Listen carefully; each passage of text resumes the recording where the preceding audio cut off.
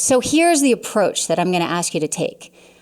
When you're dealing with referral sources, whether that's a doctor, chiropractor, another physical therapist, maybe a fitness professional, whoever it is, I'm going to suggest that when you go in to meet with them, you do one thing, one main thing, and that's don't talk too much.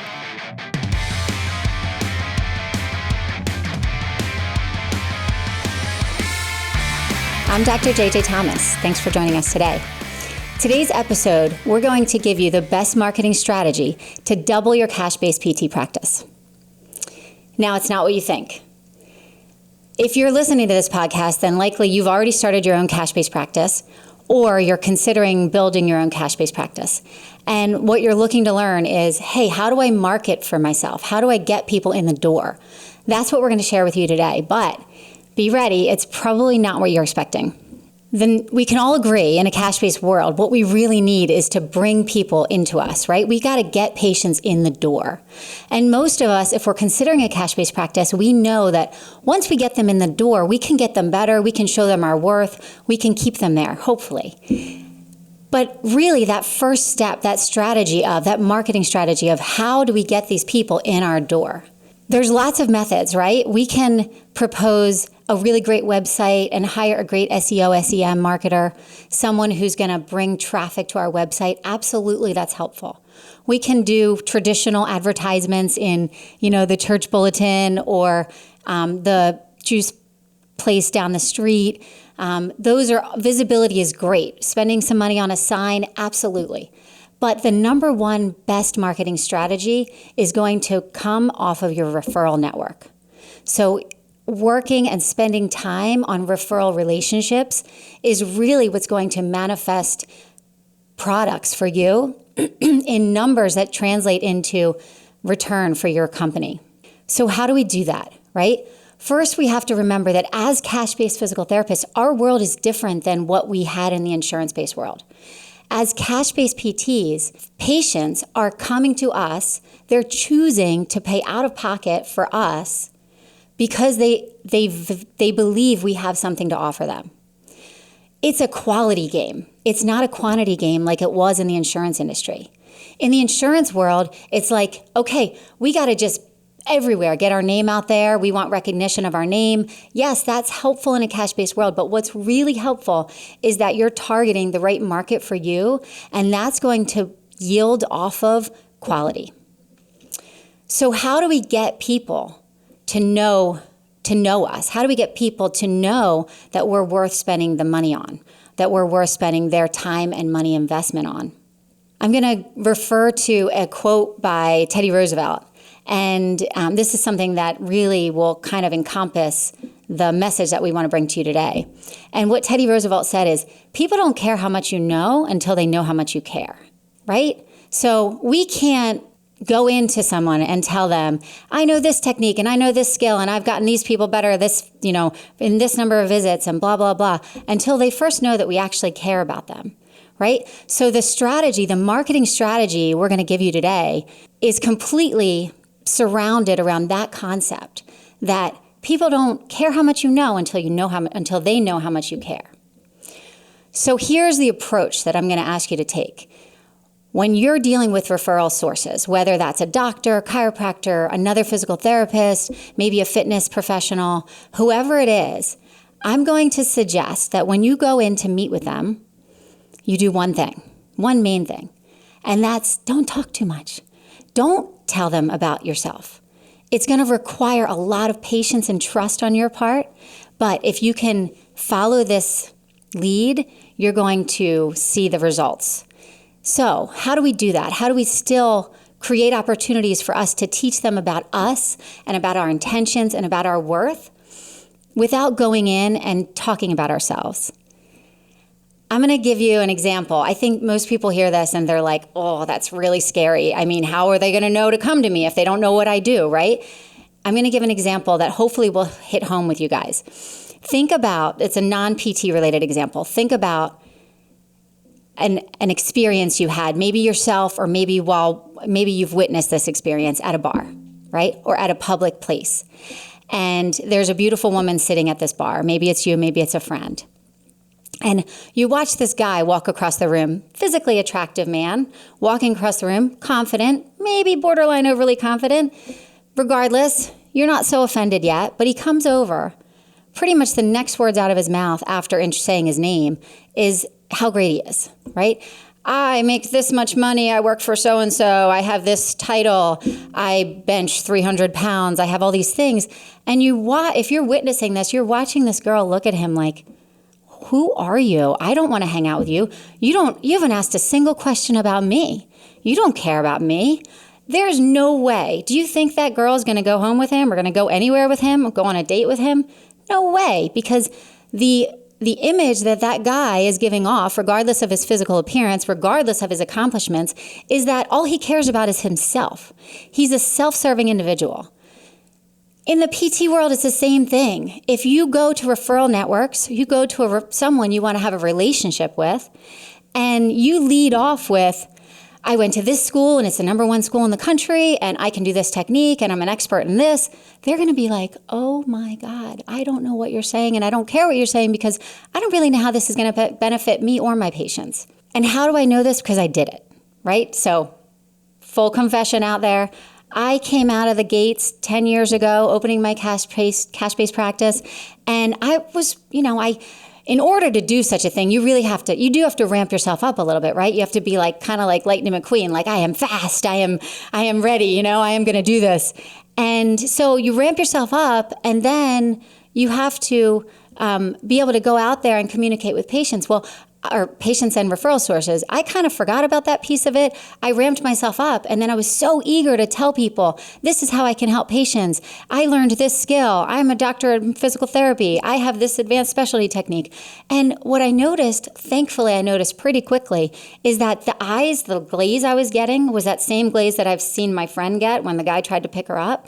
It's like, yeah, I'm not hearing you. I'm not hearing you at all because you just came into my time and space and you injected yourself and you're not really open to a relationship. So thankfully, I backed off from there and I started this other approach. And I'm going to give you a very easy recipe or very easy sequence for how to address these relationships. Okay, so you're going to go into your referral source now. You're going to do a quick intro. You're going to say, hey, I'm JJ Thomas. I just opened this PT practice down the road. But then right after that, you're going to give them 3 things. You're going to say to them, number 1, I want you to know my sole purpose for being here is to collaborate with you and to learn about you and your practice and what your strengths are. And that right off the bat is going to build your relationship with this professional. Okay, right off the bat, you're going to learn about them and about how they can help your patients, right? That's going to help them because as a resource, they need to know that you trust them and that you're going to collaborate with them. So right off out of the gates, you're going to get that out there. Hey, my sole purpose is to learn about you. Number 2, you're going to say to them, can you please tell me who is the best patient for me to send to you? You're putting the ball in their court. You're saying to them, listen, I want to collaborate with you and I want to give you the patients that you feel are going to be best suited for your practice. It just puts it right out there. It makes life so much simpler. And they're going to tell you a patient type that likely they're going to do well with. So you're just very out of the gates putting it out there. The third thing you're going to do in this meeting is you're going to say, hey, you know what else? I would love to know what specific services you have right now that excite you. So your sole purpose for being there is collaboration. You want to learn about them. You want to know who you should send to them. And you want to know what services excite them. Because there again, you're showing them, hey, I'm not here just for me. I'm here because I want to help promote you. You've taken a stress off of them. Now you've shown them in good faith that you are going to work with them and that you value what they do. Now, only after you've done those 3 things, if they ask about you, then you can talk about you. Only after that. If they don't ask about you, guess what? Don't you dare try to shove it down their throat. If they don't ask about you, they've done you a favor and they've shown you that, you know what? Maybe they're not a good fit for you to begin with. You move on. You say, thank you very much for your time. It was great meeting you. You decide if there's someone still worth referring to. That's another conversation. But don't waste your time telling someone about you if they don't want to hear it. And then the last piece of that is if they do ask about you, which likely they will, if there's someone that wants to have a collaborative effort and you've gone and you've already shown them that you value them, they're going to ask you about your practice, and you better be ready for an answer. And I'm not saying that you have to give them the same old elevator speech that you're going to give everybody else about your practice.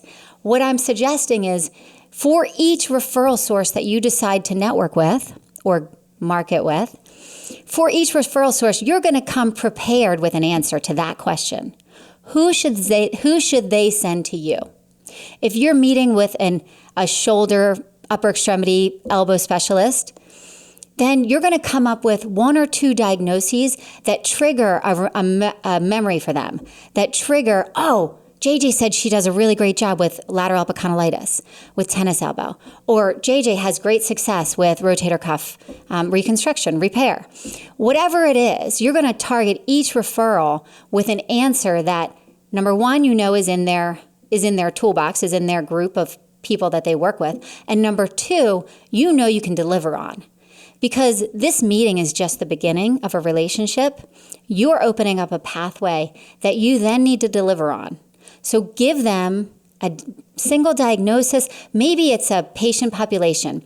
I had a great meeting with a non-surgical sports med doc not that long ago, and we've really come to have a great relationship. And his answer to me when I said to him, I asked him at the end, I said, number two, who should I send to you?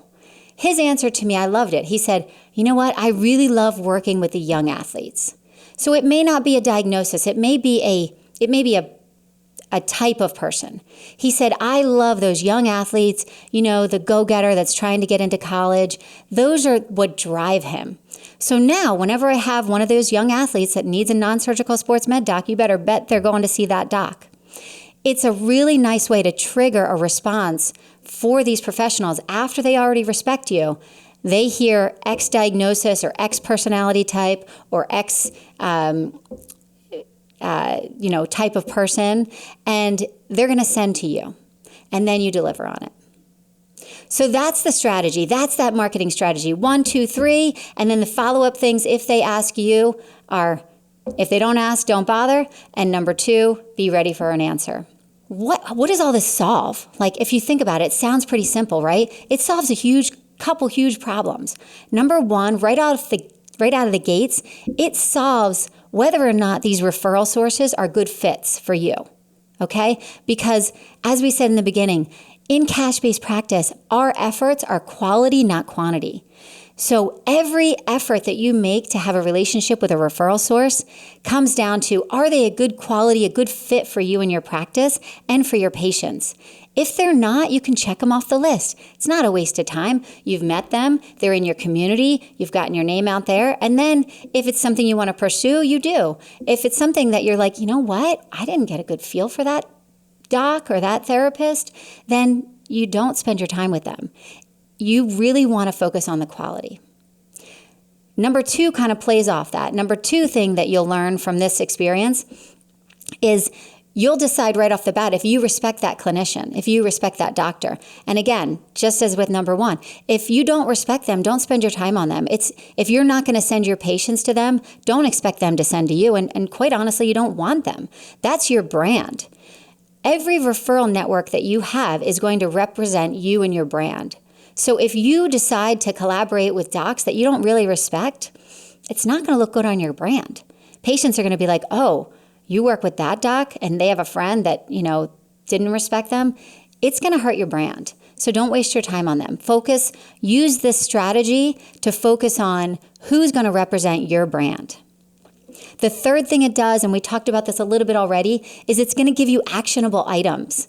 It's getting to know your referral network is going to give you a way and a means to actually help your patients get better faster. You're going to be like, oh, I met with this doc last week. They do PRP and they do it in this way, which is a little bit different. They might add the tenotomy with it, which adds a more value to the retention of the results. wow, I really want this patient to have that. So when you arm yourself with this knowledge, you're now going to have all these tools yourself and an integrated network that you can say, you know what, I met with this doc, and the patients are going to have your buy-in, and everyone's going to get better faster. And the last piece of this, of what you're going to learn from this, is that you're going to earn their respect.